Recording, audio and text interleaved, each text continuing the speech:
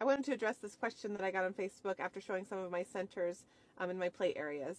But tell me what you do to keep them from throwing the markers all over the floor and fighting over the Play-Doh and painting the walls and each other. How do you keep the water in the water table? How do you convince them to play together instead of fighting over materials that you have plenty of? How do you get them to play with your educational centers you created instead of a room full of toys?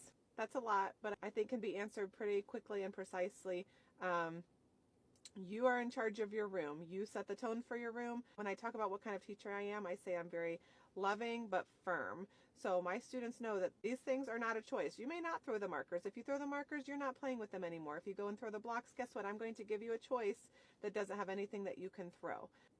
If you get the water on the floor, we explicitly talk about all of these rules. The water stays in the water table. You don't throw it at your friends. You don't dump it on the floor.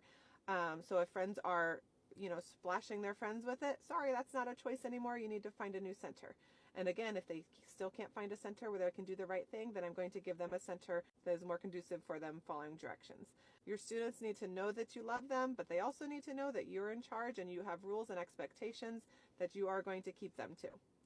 Now let's talk about how do you get them to play with your educational centers you've created instead of a room full of toys.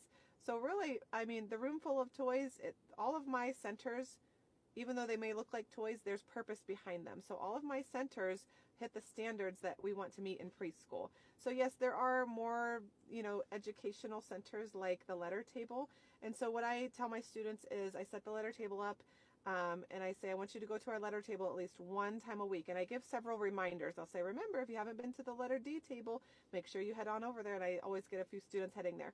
Now, some of them might not ever be there, and that's just what it is, and that's okay. It's preschool. They're here to play and learn through play, and that's okay. I don't harp on that.